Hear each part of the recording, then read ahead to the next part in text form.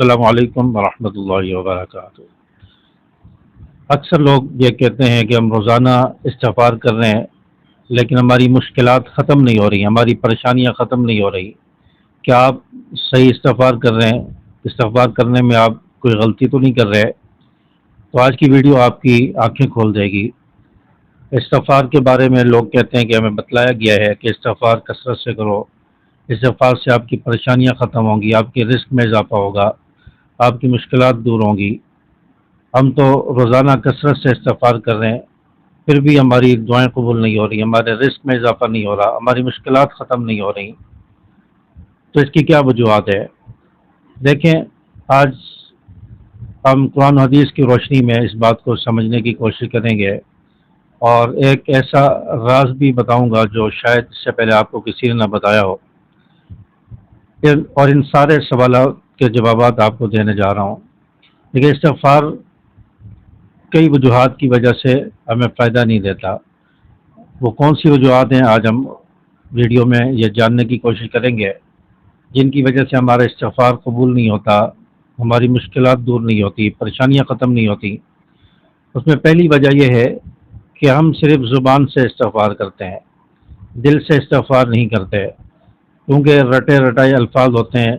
جب بھی کوئی بری چیز دیکھی یا کوئی غلط کام ہو گیا تو فوراً استغفار کہتے ہیں، ایک عادت بنی ہوئی ہے۔ تو ہم زبان سے صرف استغفار کے الفاظ ادا کر لیتے ہیں اور دل سے استغفار نہیں کرتے، اس برائی کو چھوڑنے کا عزم اور ارادہ نہیں کرتے۔ تو اس وجہ سے بھی ہمیں استغفار کوئی فائدہ نہیں دیتا، استغفار جو ہے وہ بے معنی ہو جاتا ہے، بے اثر ہو جاتا ہے۔ اور دوسری وجہ یہ ہے کہ ہم گناہ چھوڑنے کی نیت نہیں کرتے۔ استغفار تو ہم کر رہے ہیں، استغفر اللہ کہہ رہے ہیں، لیکن گناہ چھوڑنے کی نیت نہیں کرتے۔ استغفار بھی کر رہے ہیں، ساتھ میں گناہ بھی ہو رہے ہیں، جھوٹ بھی بول رہے ہیں، نمازیں بھی چھوڑ رہے ہیں، حرام کمائی بھی حاصل کر رہے ہیں، اور ساتھ میں استغفر اللہ بھی کہہ رہے ہیں۔ تو اس سے بھی استغفار ہمیں فائدہ نہیں دیتا۔ تو استغفار اس طرح کیا جائے کہ گناہ چھوڑ دیے جائیں اور دل میں نیت ہو کہ آئندہ مجھ سے گناہ نہیں ہوں گے، آئندہ جھوٹ نہیں بولوں گا، نماز میں کوتاہی نہیں ہوگی، حرام کمائی چھوڑ دیں گے اور رزق کے حلال حاصل کریں گے۔ دل سے یہ نیت ہو اور برے کاموں کو چھوڑ دیا جائے، پھر استغفار کریں۔ جب تک یہ چیزیں ہوں گی تو استغفار اثر نہیں کرے گا، استغفار کا کوئی فائدہ نہیں ہوگا۔ اسی طرح تیسری چیز کہ ہم استغفار کا فائدہ جلدی حاصل کرنا چاہتے ہیں۔ ادھر استغفار کیا اور ہم چاہتے ہیں کہ کل اس کا رزلٹ، اس کا فائدہ ہمیں نظر آ جائے۔ تو اللہ تبارک و تعالیٰ کی حکمت ہوتی ہے، کام میں تاخیر کرنا یہ بھی اللہ کی حکمت ہوتا ہے۔ اور اللہ تبارک و تعالیٰ بعض مرتبہ انسان کو یہ اس کے صبر کو دیکھتے ہیں کہ یہ کتنا صبر کرتا ہے، اس کو اس وقت یہ چیز دینا مناسب ہے یا نہیں۔ تو اللہ تبارک و تعالیٰ انسان کا صبر بھی دیکھتے ہیں۔ تو اس لیے اللہ تبارک و تعالیٰ کی یہ حکمت ہوتی ہے کہ دعا استغفار جلدی قبول کرنا ہے، اس کا بدلہ جلدی دینا ہے یا دیر سے دینا ہے۔ تو یہ اللہ کی حکمت ہوتی ہے۔ تو استغفار کا نتیجہ حاصل کرنے میں جلدی کرنا، اس سے بھی استغفار بے اثر ہو جاتا ہے، بے معنی ہو جاتا ہے۔ اسی طرح ہر مصیبت، ہر مشکل یہ جو ہے عذاب نہیں ہوتی، بلکہ اللہ کی طرف سے امتحان ہوتا ہے، آزمائش ہوتی ہے کہ یہ بندہ اللہ کے قریب ہو، یہ بندہ جو ہے اس کے درجات اللہ کے ہاں بلند ہوں، آخرت میں اس کے درجے بلند ہوں۔ تو امتحان ہوتا ہے، آزمائش ہوتی ہے۔ اللہ تعالیٰ انسان کے صبر کو دیکھتا ہے، امتحان لیتا ہے۔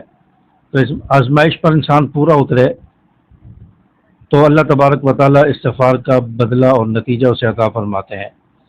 تو استغفار اگر یہ آپ استغفار کرنے کی وجہ سے بھی آپ پر پریشانیاں آ رہی ہیں، مشکلات آ رہی ہیں، تو سمجھ لیں کہ یہ اللہ تبارک و تعالیٰ کی آزمائش ہے، امتحان ہے، اور امتحان کو آپ نے کامیابی سے عبور کر لیا تو اللہ تعالیٰ جلد آپ کے حالات بدلیں گے۔ اسی طرح کہ ہم حرام کمائی حاصل کرتے ہیں، ہماری آمدن حرام ہوتی ہے، رزق حلال حاصل کرنے کی کوشش نہیں کرتے، بعض لوگ حرام کاروبار کرتے ہیں۔ تو آپ صلی اللہ علیہ وسلم کا ارشاد ہے کہ جس نے حرام کھایا ہو، حرام کمایا ہو، وہ کیسے دعا قبول ہونے کی امید رکھتا ہے۔ یہ حدیث کا مفہوم ہے۔ تو جب حرام کمائی ہم حاصل کریں یا حرام ہمارے کھانے میں شامل ہو جائے تو हमारी दुआएं और हमारा इस्तिग़फ़ार कबूल नहीं होता, वो बेअसर हो जाता है। इसी तरह एक शख्स के बारे में आता है कि ये शख्स बहुत ज़्यादा परेशान था, कर्ज़ों में डूबा हुआ था और बहुत ज़्यादा बेचैन था। तो ये शख्स एक अल्लाह वाले के पास गया और आकर उसको सारी परेशानी बताई। तो उसने सिर्फ ये कहा कि आप कसरत से इस्तिग़फ़ार करो, अल्लाह तबारक व तआला आपके हालात को बदल देंगे। अब इस शख्स ने इस्तिग़फ़ार करना शुरू किया, काफ़ी अरसे तक इस्तिग़फ़ार करता रहा, लेकिन इससे कोई फ़र्क महसूस नहीं हुआ, कोई कोई इसे ये उसका फ़ायदा नज़र नहीं आया। ये शख्स मायूस हुआ, लेकिन मायूसी के आलम में इसने इस्तिग़फ़ार को नहीं छोड़ा, बल्कि ये इस्तिग़फ़ार करता रहा, लगातार इस्तिग़फ़ार करता चला गया। काफ़ी अरसे के बाद जाकर इसके हालात बदलना शुरू हुए। अल्लाह ताला ने हालात जो बदलने शुरू किए, इसका कारोबार चलने लगा, इसकी मुश्किलात दूर होने लगी, परेशानियाँ ख़त्म होने लगी और इसके कर्ज़े उतरने लगे।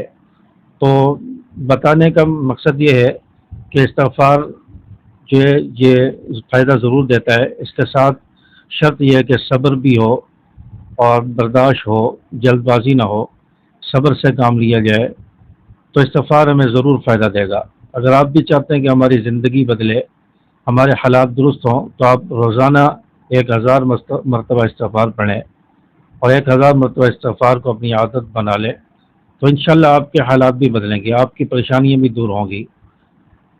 इस्तिग़फ़ार से फ़ायदा ज़रूर होगा, लेकिन सब्र का दामन हाथ से ना छोड़ें। सब्र के साथ कसरत से इस्तिग़फ़ार करते रहें, रोज़ाना इस्तिग़फ़ार करें, तो इंशाअल्लाह इसके फ़वाइद और बरक़ात आपको नज़र आएंगी। अगर आप चाहते हैं कि हमारी ज़िंदगी बदले, तो आप इस्तिग़फ़ार आज से शुरू करें और कमेंट्स में अस्तग़फ़िरुल्लाह ज़रूर लिखें और ये भी लिखें कि आज से मैं इस्तिग़फ़ार का अमल शुरू करूँगा। तो इंशाअल्लाह बहुत जल्द आपको इसके फ़वाइद और बरक़ात नज़र आएंगी। उम्मीद है कि मेरी बात आपको समझ आई होगी। इस वीडियो को ज़्यादा से ज़्यादा शेयर कीजिए, लाइक कीजिए, चैनल को भी सब्सक्राइब कर लीजिए। अस्सलामु अलैकुम व रहमतुल्लाह।